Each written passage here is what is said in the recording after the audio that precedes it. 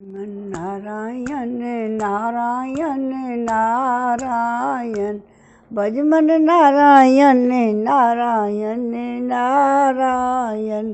गोविंद मेरो है गोपाल मेरो है, कृपा के बिहारी नंद लाल मेरो है। बांके बिहारी जय हो तुम्हारी, जय हो तुम्हारी लाला जय हो तुम्हारी।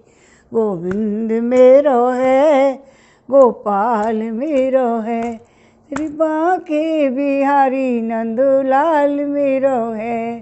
श्रीमन नारायण नारायण नारायण।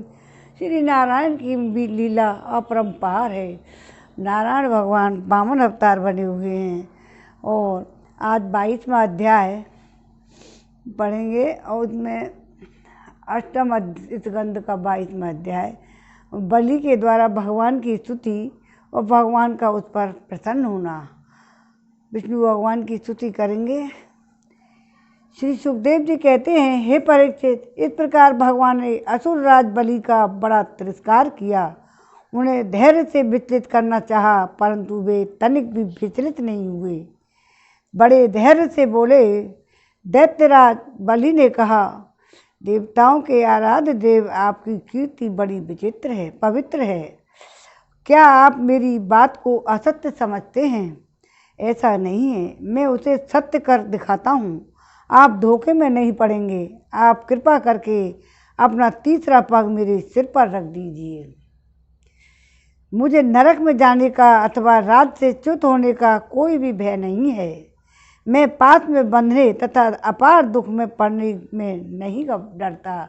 2 पग तो नाप लिए, भगवान तीसरा पग के लिए बोल रहे हैं। भगवान के नरक में जाना पड़ेगा, तीसरा पग की जगह दो। अब मैं डरता नहीं, मेरे पास फूटी कौड़ी भी ना रहे अथवा आप मुझे घोर दंड दें, यह भी मेरे भय का कारण नहीं है। मैं डरता हूँ तो केवल अपनी अपकीर्ति से।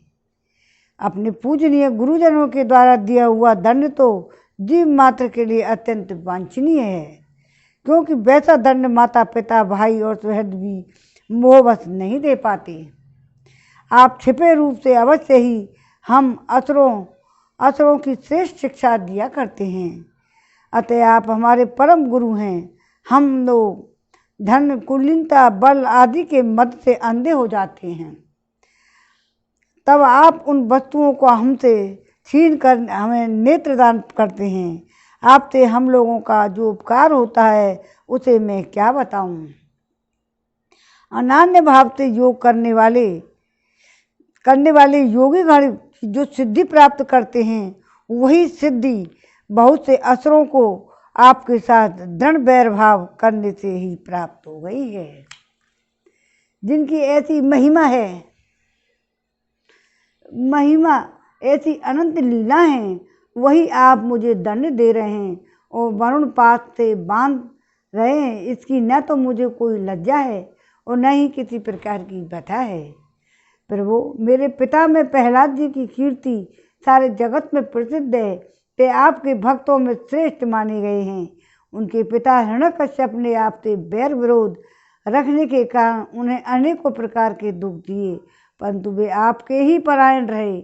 उन्होंने अपना जीवन आप पर ही निछावर कर दिया। उन्होंने यह निश्चय कर लिया कि शरीर को लेकर क्या करना है, जब यह एक न एक दिन साथ छोड़ ही देता है। जो धन संपत्ति लेने के लिए स्वजन बने हुए हैं, उन डाकुओं से अपना स्वार्थ ही क्या है। पत्नी से भी क्या लाभ, जब वह जन्म मृत्यु रूप संसार के चक्र में डालने वाली ही है। जब मर ही जाना है, तब घर मोह करने में भी क्या स्वार्थ है। इन सब वस्तुओं में उलझ जाना तो केवल अपनी आयु खो देना है।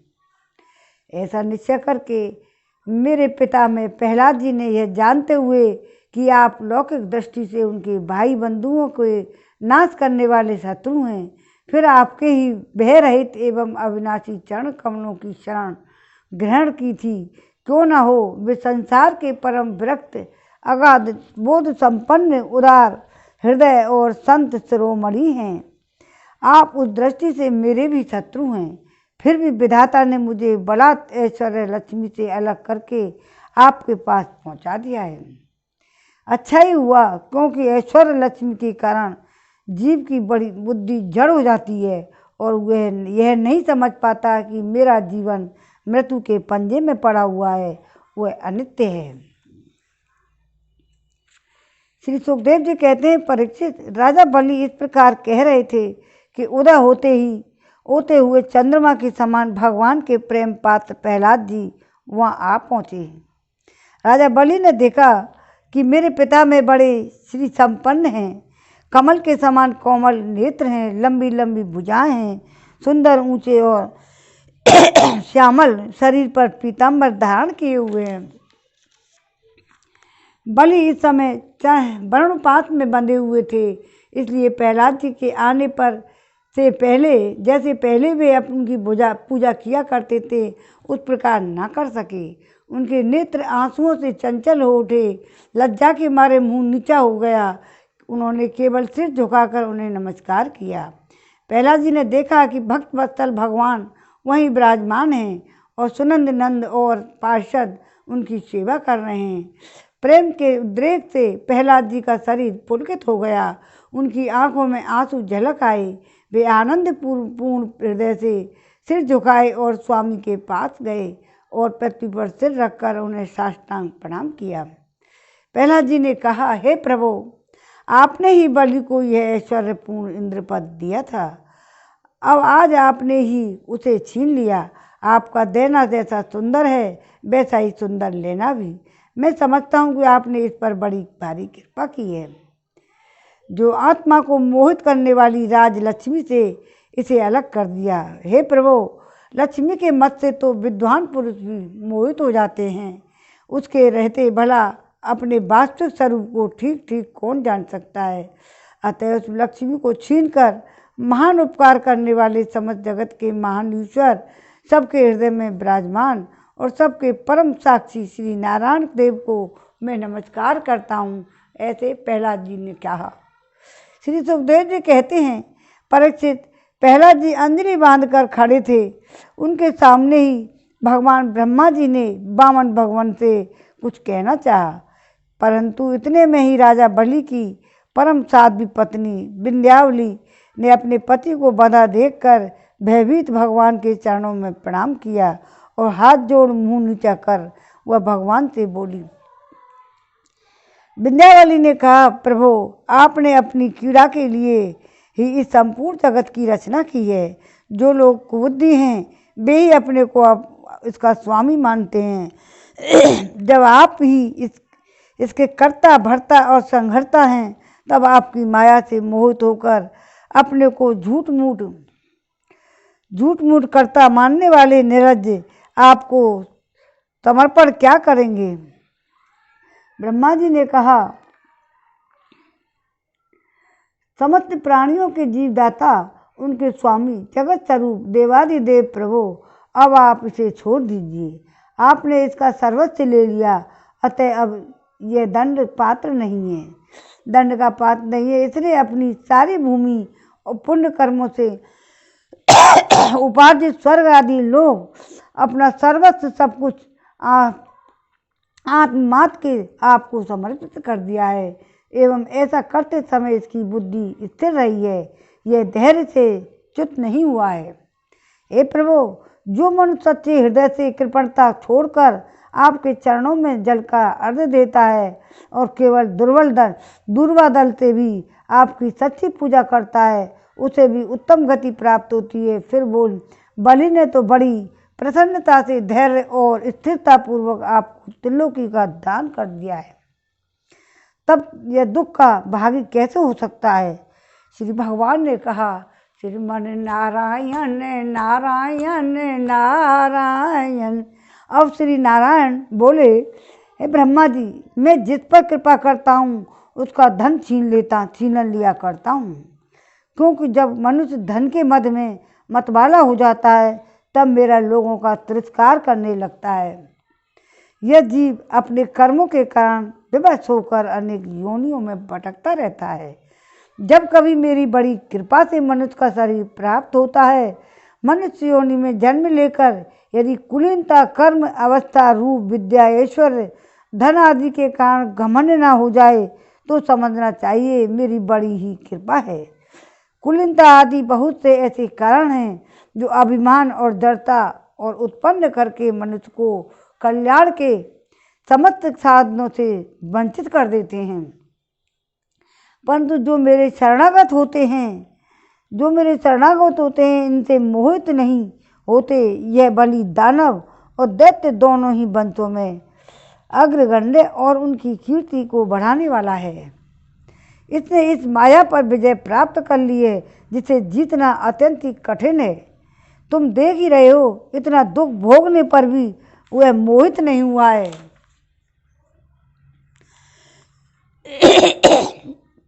इसका धन छीन लिया, राजपथ से अलग कर दिया, तरह तरह के आक्षेप किए, शत्रुओं ने बांध लिया, भाई बंधु छोड़कर चले गए, इतनी यातनाएं भोगनी पड़ी। यहाँ तक कि गुरुदेव ने भी इसको डांटा, फटकारा, शाप तक दे दिया, परंतु इस दृढ़व्रति ने अपनी प्रतिज्ञा नहीं छोड़ी। मैंने इससे छल भरी बातें की, मन में छल रखकर धर्म का उपदेश किया, परंतु यह सत्यवादी ने अपना धर्म न छोड़ा। मैंने इसे यह स्थान दिया है जो बड़े बड़े देवताओं को भी बड़ी कठिनाई से प्राप्त होता है। सर्वाणी मनवंतर में यह मेरा परम भक्त इंद्र होगा। तब तक यह विश्वकर्मा के बनाए हुए सुतलोक में रहे। वहाँ रहने वाले लोग मेरी कृपा दृष्टि का अनुभव करते हैं, इसलिए इन्हें शारीरिक अथवा मानसिक रोग, थकावट, तंद्रा, बाहरी या भीतरी शत्रुओं से पराजय, किसी प्रकार के विघ्नों का सामना नहीं करना पड़ेगा। बलि को संबोधित कर, महाराज इंद्रसेन, तुम्हारा कल्याण हो। अब तुम अपने भाई बंधुओं के साथ इस सुतलोक में चले जाओ जिसे स्वर्ग के देवता भी चाहते रहते हैं।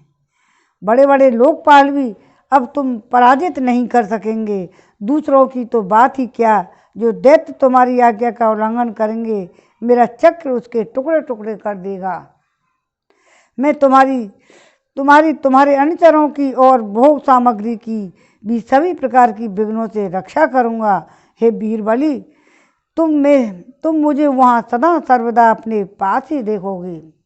दानव और दैत्य के संसर्ग से तुम्हारा जो कुछ आसुर भाव होगा वह मेरे प्रभाव से तुरंत दब जाएगा और नष्ट हो जाएगा। 22वां अध्याय में ब्राह्म 23वां अध्याय बलि का बंधन से छूटकर सुतलोक को जाना। श्री सुखदेव जी कहते हैं, जब सनातन पुरुष भगवान ने इस प्रकार कहा तो साधुओं के आदरणीय महानुभाव दैत्यराज के नेत्रों में आंसू छलक आए। प्रेम के उद्रेक से उनका गला भराया। वे हाथ जोड़कर गदगद वाणी से भगवान से कहने लगे। बलि ने कहा, हे प्रभु, श्रीमन नारायण नारायण नारायण, भजमन नारायण नारायण नारायण। भगवान से कहा बलि ने, हे प्रभु, मैंने तो आपको पूरा प्रणाम भी नहीं किया, केवल प्रणाम करने मात्र की चेष्टा भर की है, उसी से आपने मुझे फल दे दिया। फल मिला जो आपके चरणों के शरणागत भक्तों को भी प्राप्त होता है। बड़े बड़े लोकपाल देवताओं पर आपने जो कृपा कभी नहीं की, वह मुझ जैसे नीच असुर को सहज ही प्राप्त हो गई। श्री सुखदेव जी कहते हैं, परीक्षित, यूँ कहते ही बलि वरुण के पासों से मुक्त हो गए। तब उन्होंने भगवान ब्रह्मा जी और शंकर जी को प्रणाम किया। इसके बाद बड़ी प्रसन्नता से असुरों के साथ सुतल लोक की यात्रा की। इस प्रकार भगवान ने बलि से स्वर्ग का राज लेकर इंद्र को दे दिया। अदिति की कामना पूर्ण की और स्वयं उपेंद्र बनकर वे सारे जगत का शासन करने लगे। जब प्रहलाद ने देखा कि मेरे वंशधर पौत्र राजा बलि बंधन से छूट गए, उन्हें भगवान का कृपा प्रसाद प्राप्त हो गया, तो वे भक्ति भाव से भर गए। उस समय उन्होंने भगवान की इस प्रकार स्तुति की। प्रहलाद जी ने कहा, हे प्रभु, हे कृपा प्रसाद, तो कभी ब्रह्मा जी, लक्ष्मी जी और शंकर जी को भी नहीं प्राप्त हुआ वह तथा तब दूसरों की बात ही क्या है। ओ हे विश्ववंद ब्रह्मा आदि भी इनके चरणों की वंदना करते रहते हैं। वही आप हम असुरों के दुर्गपाल किलेदार हो गए। शरणागत वत्सल प्रभु ब्रह्मा आदि लोकपाल आपकी चरण कमलों की मकरंद रस सेवन करने के कारण सृष्टि रचना की शक्ति आदि अनेक विभूतियां प्राप्त करते हैं। हम लोग तो जन्म से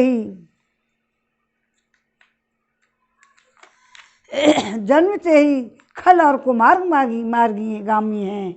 हम पर आपकी ऐसी अनुग्रहपूर्ण दृष्टि कैसे हो गई जो आप हमारे द्वारपाल बन गए।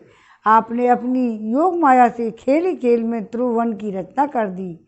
आप सर्व के सर्वात्मा समदर्शी हैं, फिर भी आपकी लीलाएं बड़ी विलक्षण जान पड़ती हैं।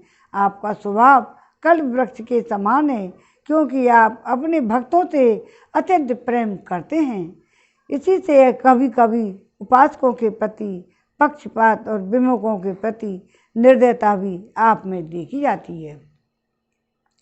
श्री भगवान ने कहा, बेटा प्रहलाद तुम्हारा कल्याण हो, अब तुम भी सुतल लोक में जाओ, वहाँ अपने पौत्र बलि के साथ आनंद पूर्वक रहो और जाति बंधुओं को सुखी करो।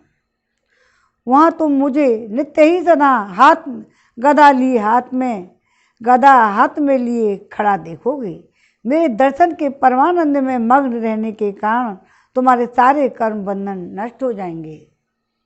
श्री सुखदेव जी कहते हैं, परीक्षित जब समस्त दैत्य सेना के स्वामी विशुद्ध बुद्धि प्रहलाद जी ने जो आज्ञा कहकर हाथ जोड़ भगवान का आदेश मस्तक पर चढ़ाया, फिर उन्होंने बलि के साथ आदि पुरुष भगवान की परिक्रमा की, उन्हें प्रणाम किया, उनसे अनुमति लेकर सुतल लोक की यात्रा की। परीक्षित उस समय भगवान श्री हरि ने ब्रह्मवादी ऋतज्ञों की सभा में अपने पास ही बैठे हुए शुक्राचार्य जी से कहा, ब्राह्मण आपका शिष्य यज्ञ कर रहा था, उसमें जो त्रुटि रह गई है उसे आप पूर्ण कर दीजिए, क्योंकि कर्म करने में जो कुछ भूल चूक हो जाती है वह ब्राह्मणों की कृपा दृष्टि से सुधर जाती है।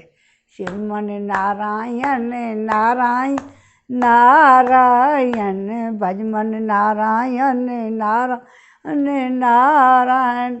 और लक्ष्मीपति विष्णु भगवान की जय।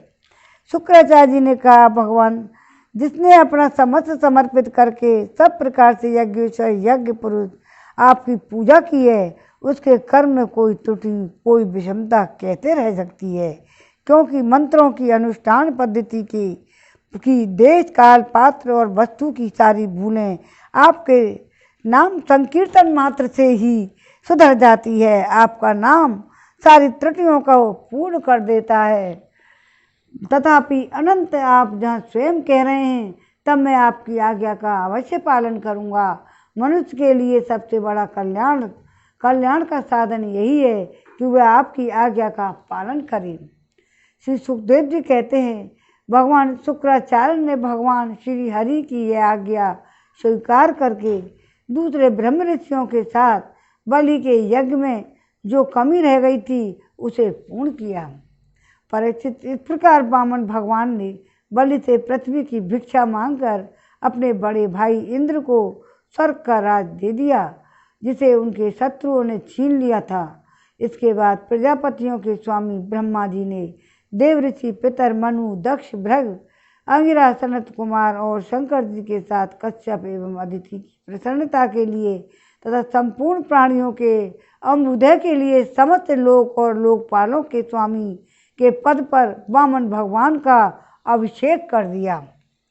परीक्षित वेद समस्त देवता धर्म लक्ष्मी मंगल व्रत स्वर्ग और अपवर्ग सबके रक्षक के रूप में सबके परम कल्याण के लिए सर्वशक्तिमान वामन भगवान को उन्होंने उपेंद्र का पद दिया।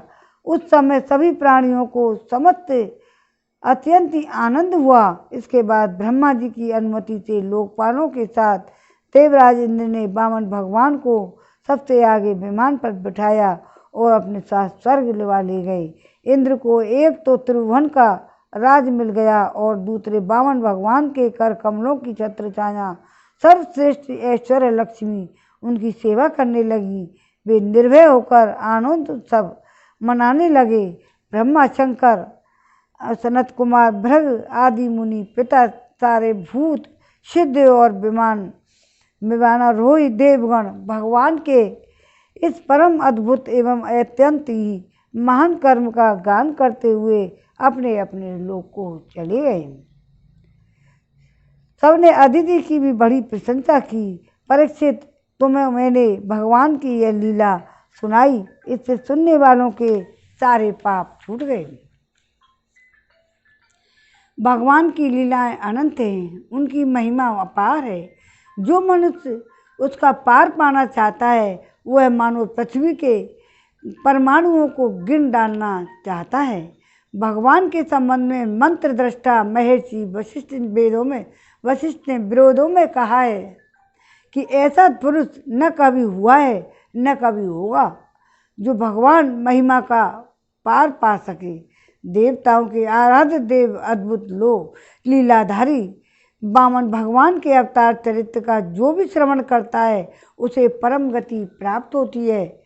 देव यज्ञ, पितृ यज्ञ और मनुष्य यज्ञ किसी भी कर्म का अनुष्ठान करते समय जहाँ जहाँ भगवान की इस लीला का कीर्तन होता है वहाँ कर्म सफलता पूर्वक संपन्न हो जाता है और बड़े बड़े महात्माओं का ये अनुभव है।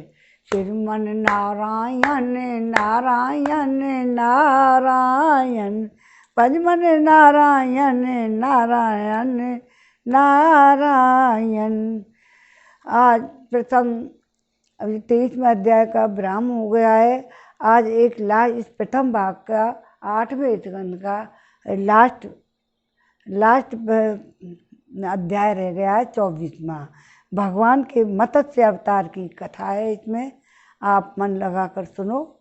और ये लास्ट है आज का, और इसके बाद दूसरा भाग चालू होगा कल से। 24वां अध्याय, इसमें भगवान मत्स्य अवतार की कथा है। राजा परीक्षित ने पूछा, भगवान के कर्म बड़े अद्भुत हैं। उन्होंने एक बार अपनी योग माया से मत्स्य अवतार धारण करके बड़ी सुंदर लीला की थी। मैं उनके उसी आदि अवतार की कथा सुनना चाहता हूँ। परीक्षित ने सारी कथाएं सुनी।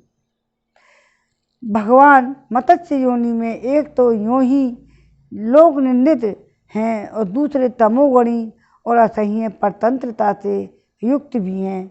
पर सर्वशक्तिमान होने पर भी भगवान ने कर्म बंधन में बंधे हुए जीव की तरह यह मत्स्य का रूप क्यों धारण किया। भगवान महात्माओं के कीर्तनीय भगवान का चरित्र समस्त प्राणियों को सुख देने वाला है। आप कृपा करके उनकी यह लीला हमारे सामने पूर्ण रूप से पूर्ण वर्णन कीजिए। सूर्य कहते हैं, शौनकादि ऋषियों, जब राजा परीक्षित ने भगवान सुखदेव जी से यह प्रश्न किया तब उन्होंने विष्णु भगवान का यह चरित्र जो उन्होंने मत्स्य अवतार में धारण किया था और वर्णन किया। सुखदेव जी कहते हैं, परीक्षित, यूँ तो भगवान सबके एकमात्र प्रभु हैं, फिर भी वे गौ, ब्राह्मण, देवता, साधु, वेद, धर्म और अर्थ की रक्षा के लिए वो शरीर धारण किया करते हैं। ये सर्वशक्तिमान प्रभु वायु की तरह नीचे ऊपसे छोटे बड़े सभी प्राणियों में अंतर्यामी रूप से लीला करते रहते हैं, परंतु उन प्राणियों के बुद्धिगत गुणों से वे बड़े छोटे एवं ऊंचे नीचे नहीं हो जाती, क्योंकि वे वास्तव में समस्त प्राकृत गुणों से रहित निर्गुण हैं। परीक्षित, पिछले कल्प के अंत में ब्रह्मा जी के सो जाने के कारण ब्रह्म नामक नैमित्तिक प्रलय हुआ था। कैसे? जब ब्रह्मा जी सो गए थे तो पिछले कल्प के अंत में ब्रह्मा जी के सो जाने के कारण ब्रह्म नामक नैमित्तिक प्रलय हुआ था। उस समय भूलोक आदि सारे लोगों में समुद्र में डूब गए थे। प्रलय काल आ जाने के कारण ब्रह्मा जी को नींद आ रही थी, वे सोना चाहते थे। उसी समय वेद उनके मुख से निकल पड़े उनके पास ही रहने वाले है ग्रीव नामक बलि दैत्य ने उन्हें योग बल से चुरा लिया और सर्वशक्तिमान भगवान श्री हरि ने दानवराज है ग्रीव की चेष्टा जान ली, इसलिए उन्होंने मत्स्य अवतार ग्रहण किया। परीक्षित, उस समय सत्यव्रत नाम के एक बड़े उदार और भगवत प्राण राज ऋषि केवल जल पीकर तपस्या कर रहे थे। वही सत्यव्रत वर्तमान महाकल्प में विविष्यमान सूर्य के पुत्र श्राद्ध देव के नाम से विख्यात हुए और उन्हें भगवान ने वैवस्वत मनु बना दिया। एक दिन वे राज ऋषि कृतमाला नदी में जल से तर्पण कर रहे थे। उसी समय उनके अंजलि के जल में एक छोटी सी मछली आ गई। परीक्षित, द्रविड़ देश के राजा सत्यव्रत ने अपनी अंजलि में आई हुई मछली को जल के साथ ही फिर से नदी में डाल दिया। उस मछली ने बड़ी करुणा के साथ परम दयालु राजा सत्यव्रत से कहा, हे राजन, आप बड़े दीन दयालु हैं। आप जानते ही हैं कि जल में रहने वाले जंतु अपनी जाति वालों को भी खा डालते हैं। मैं उनके भय से अत्यंत व्याकुल हो रही हूँ। आप मुझे इसी नदी के जल में क्यों छोड़ रहे हो?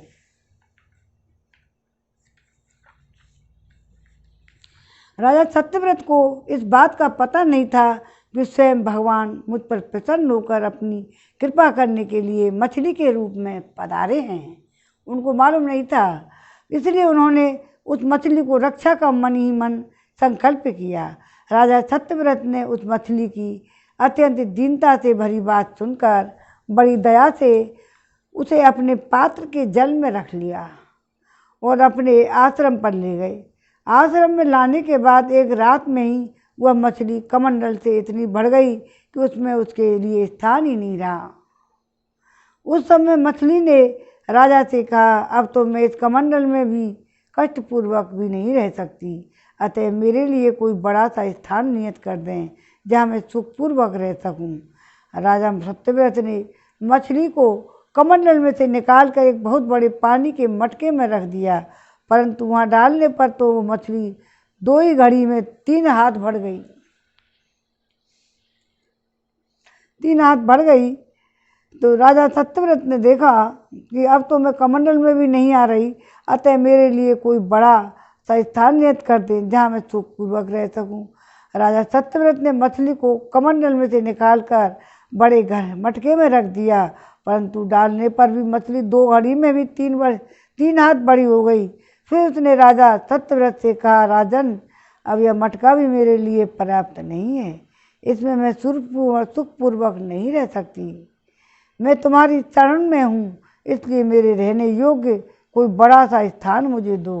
परीक्षित, सत्यव्रत ने वहाँ से उस मछली को उठाकर एक सरोवर में डाल दिया, परंतु वह थोड़ी देर में इतनी बढ़ गई कि उसने एक मत्स्य का आकार धारण कर उसे सरोवर के जल को घेर लिया और कहा, राजन, मैं जलचर प्राणी हूँ, इस सरोवर का जल भी मेरे लिए सुखपूर्वक रहने के लिए पर्याप्त नहीं है, इसलिए आप मेरी रक्षा कीजिए और मुझे किसी अगाध सरोवर में रख दीजिए।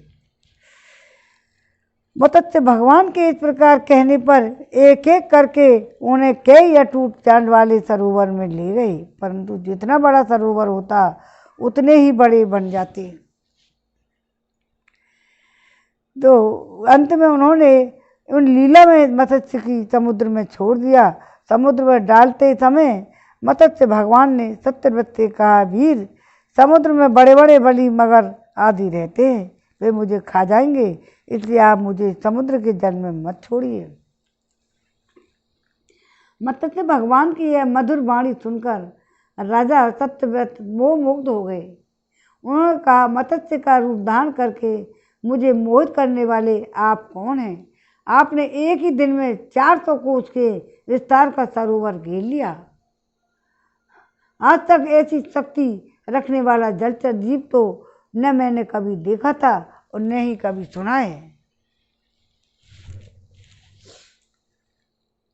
सुना ही था। अवश्य आप साक्षात सर्वशक्तिमान सर्वांत अंतर्यामी अविनाशी श्री हरि हैं। जीवों पर अनुग्रह करने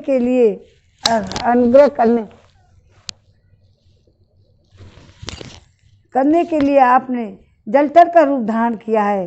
हे पुरुषोत्तम, आप जगत की उत्पत्ति, स्थिति और प्रलय के स्वामी हैं। आपको मैं नमस्कार करता हूँ। हे प्रभु, हम शरणागत भक्तों के लिए आप ही आत्मा और आश्रय हैं।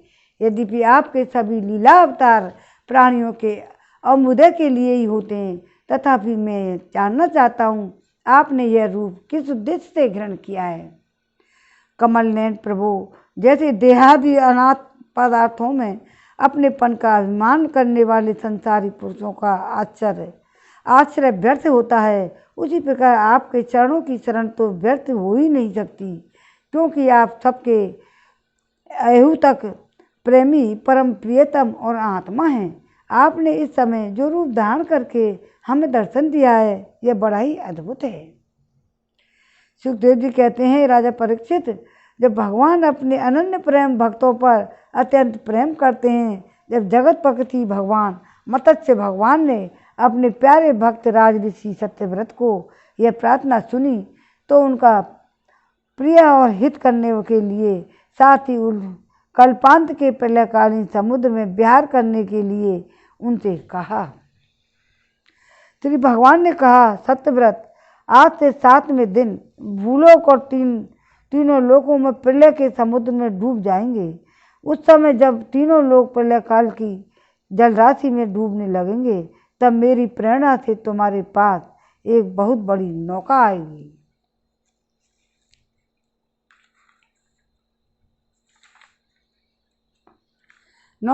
उस समय तुम समस्त प्राणियों के सूक्ष्म शरीर को लेकर सप्त ऋषियों के साथ उस नौका पर चढ़ जाना और समस्त धान्य, छोटे बड़े अन्य प्रकार के बीजों को साथ रख लेना। उस समय सब घोर एकमात्र महासागर लहराता होगा, प्रकाश नहीं होगा। केवल ऋषियों की द्रव्य ज्योति के सारे ही बिना किसी प्रकार की विकलता के तुम उस बड़ी नाव पर चढ़कर चारों ओर विचरण करना। वह प्रचंड आंधी चलने के कारण नाव डगमगाने लगेगी, तब मैं इसी रूप में वहाँ आ जाऊँगा। तुम लोग बासुकी नाग के द्वारा उस नाव को मेरे सींग में बांध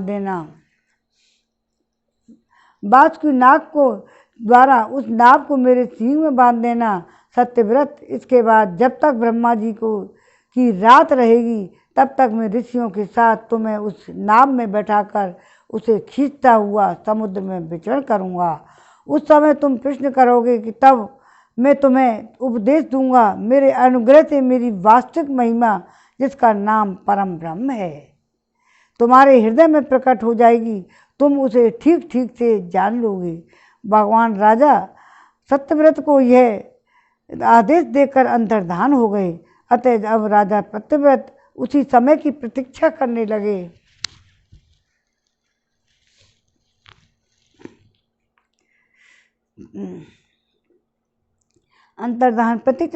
जिसके लिए भगवान ने आज्ञा दी थी। कुशों को अग्रभाग पूर्व की ओर करके राजऋषि सत्यव्रत उन पर पूर्वोत्तर मुख से बैठ गए। मत्स्य स्वरूप भगवान के चरणों का चिंतन करने लगे। इतने में ही भगवान का बताया हुआ वह समय आ पहुँचा। राजा ने देखा समुद्र अपनी मर्यादा छोड़कर बढ़ रहा है। प्रलयकार के भयंकर मेघ वर्षा करने लगे। देखते ही देखते सारी पृथ्वी डूबने लगी। तब राजा ने भगवान की आज्ञा का स्मरण किया और देखा कि नाव भी आ गई है। तब वे धान्य तथा अन्य बीजों को लेकर सप्त ऋषियों के साथ उस पर सवार हो गए। सप्त ऋषियों ने बड़े प्रेम से सत्यव्रत से कहा, राजन, तुम भगवान का ध्यान करो, वे ही हमें संकट से बचा पाएंगे और हमारा कल्याण करेंगे। उनकी आज्ञा से राजा ने भगवान का ध्यान किया। उसी समय उस महान समुद्र में मत्स्य के रूप में भगवान प्रकट हुए। मत्स्य भगवान का शरीर सोने के समान दैदीप्यमान था। शरीर का विस्तार था 4 लाख कोस। उनके शरीर में एक बड़ा भारी सींग भी था। भगवान ने पहले जैसी आज्ञा दी थी उसके अनुसार वह नौका वासुकी नाग के द्वारा भगवान के सींग में बांधी गई और राजा सत्यव्रत ने प्रसन्न होकर भगवान की स्तुति की। राजा मत्स्य सत्यव्रत ने कहा, हे प्रभु, संसार के जीवों का आत्मज्ञान अनादि अविद्या से ढक गया है। इसी कारण वे संसार के अनेकानेक कलेशों को बाहर से पीड़ित हो रहे हैं। अनायास ही आपके अनुग्रह से वे आपको शरण में पहुंच जाते हैं, तब आपको प्राप्त कर लेते हैं। इसलिए हमें बंधन से छुड़ाकर वास्तविक मुक्ति देने वाले परम गुरु ही आप ही हैं। यह जीव अज्ञानी है, अपने ही कर्मों से बंधा हुआ है। वह सुख की इच्छा से दुखप्रद कर्मों का अनुष्ठान करता है, जिनकी सेवा से उसका यह ज्ञान नष्ट हो जाता है। वे ही मेरे परम गुरु, आप मेरे हृदय की गांठ काटें। जैसे अग्नि से तपाने से सोने चांदी मल दूर हो जाते हैं, उनका सच्चा स्वरूप निखर आता है, वैसे ही आपकी सेवा से जीव अपने अंतःकरण का ज्ञान रूप मल त्याग देता है और अपने वास्तविक स्वरूप में स्थित हो जाता है। आप सर्वशक्तिमान भगवान अविनाशी प्रभु ही हमारे गुरुजनों के भी परम गुरु हैं। अतः आप ही हमारे भी गुरु बने। जितने भी देवता, गुरु और संसार के दूसरे जीव हैं, वे सब यदि स्वतंत्र रूप से एक साथ मिलकर भी कृपा करें तो आपकी कृपा के 10,000 में अंश के अंश की बराबरी नहीं कर सकते। हे प्रभु, आप ही सर्वशक्तिमान हैं। मैं आपकी शरण ग्रहण करता हूँ। जैसे कोई अंधा अंधे को हुई अपना पथ प्रदर्शक बना ले, वैसे ही अज्ञानी को ही अपना गुरु बनाते हैं। आप सूर्य के समान स्वयं प्रकाशमान हैं, समस्त इंद्रियों के प्रेरक हैं। हम आत्मा तत्व के जिज्ञासु आपको ही गुरु के रूप में वर्ण करते हैं। आज्ञा की अज्ञानी मनुष्य अज्ञानियों को जिस ज्ञान का उपदेश करता है वह तो अज्ञान ही है। उसके द्वारा संसार रूप घोर अंधकार की अधिकाधिक प्राप्ति होती है, परंतु आप तो उस अविनाशी और अमोघ ज्ञान का उपदेश करते हैं, जिससे मनुष्य अनायास ही अपने वास्तविक स्वरूप को प्राप्त कर लेता है। आप सारे लोक के सुहृद प्रियतम ईश्वर और आत्मा हैं। गुरु द्वारा प्राप्त होने वाला ज्ञान अविष्ट की सिद्धि भी आपका ही स्वरूप है। फिर भी कामनाओं के बंधन में जकड़े जाकर लोग अंधे हो रहे हैं। उन्हें इस बात का पता ही नहीं है कि आप उनके हृदय में विराजमान हैं। आप देवताओं के भी आराध्य देव परम पूजनीय परमेश्वर हैं। मैं आपसे ज्ञान प्राप्त करने के लिए आपकी शरण में आया हूँ। हे भगवान, आप परमार्थ की प्रकाशित करने वाली अपनी वाणी के द्वारा मेरे हृदय के ग्रंथि काट डालिए और अपने स्वरूप को प्रकाशित कर दीजिए। श्री सुखदेव जी कहते हैं, परीक्षित, जब राजा सत्यव्रत ने इस प्रकार भगवान से प्रार्थना की और उनसे स्तुति की, तब मत्स्य रूपधारी पुरुषोत्तम भगवान ने प्रलय के समुद्र में विहार करते हुए उन्हें आम तत्व का उपदेश किया। भगवान ने राजऋषि सत्यव्रत को अपने स्वरूप के संपूर्ण रहस्य का वर्णन करते हुए ज्ञान, भक्ति और कर्म योग से परिपूर्ण दिव्य पुराण का उपदेश किया, जिसको मत्स्य पुराण कहते हैं। सत्यव्रत ने ऋषियों के साथ नाव में बैठे हुए संदेह रहित होकर भगवान के द्वारा उपदिष्ट सनातन ब्रह्म स्वरूप आम तत्व का श्रवण किया।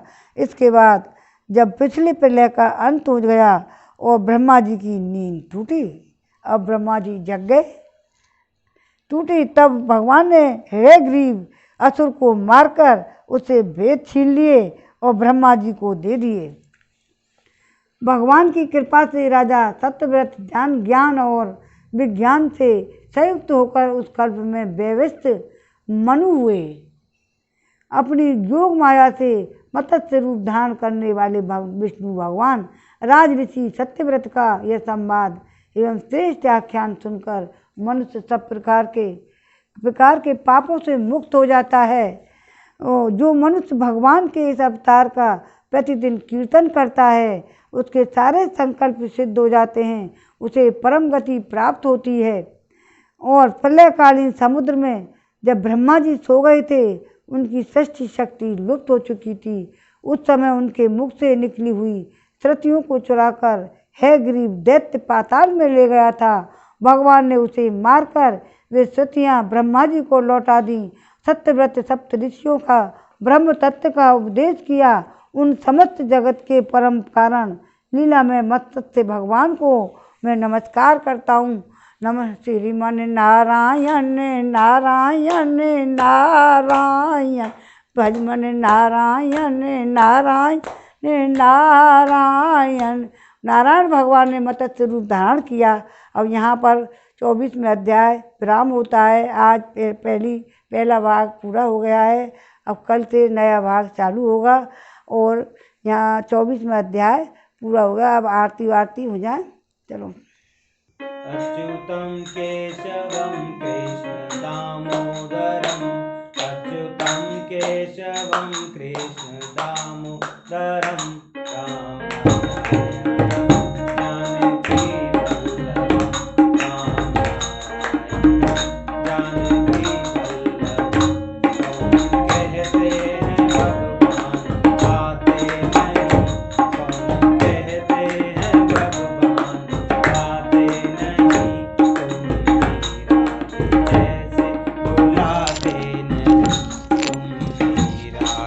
जैसे बुलाते नहीं, अच्युतं केशवं कृष्ण दामोदरम्, अच्युतं केशवं कृष्ण दामोदरम्, राम नारायणं जानकी वल्लभं, कौन नारायणं जानकी वल्लभं, कौन कहते हैं भगवान खाते नहीं, कौन कहते हैं भगवान खाते नहीं, माँ यशोदा के जैसे हिलाते नहीं, अच्युतं केशवं कृष्ण दामोदरम्, अच्युतं केशवं कृष्ण दरं, राम नारायणं जानकी वल्लभम्।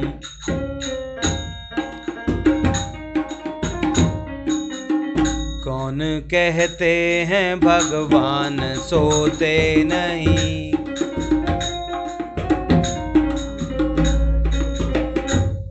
यशोदा के जैसे सुलाते नहीं,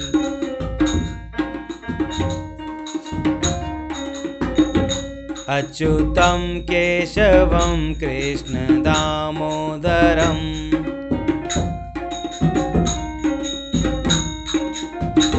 राम नारायणं जानकी वल्लभम्।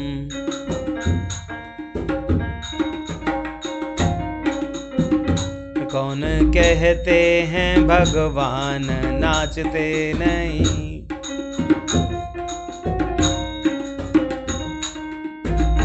गोपियों की तरह तुम नचाते नहीं,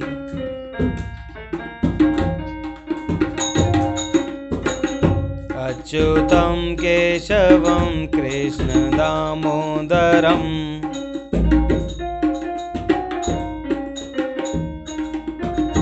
राम नारायणं जानकी वल्लभम्।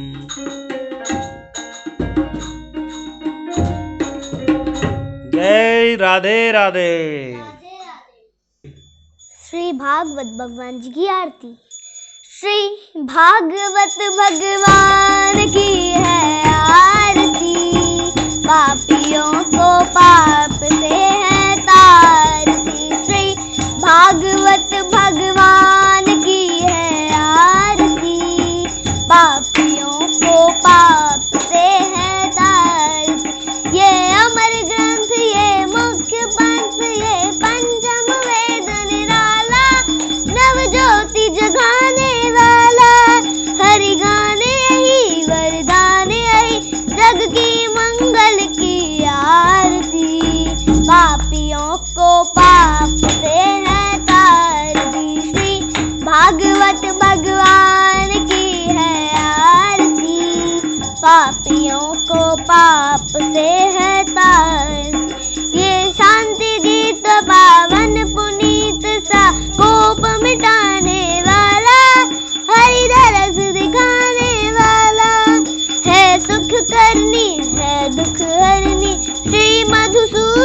की आरती, पापियों को पाप से है तारती। श्री भागवत भगवान की है आरती, पापियों को पाप से है तारती।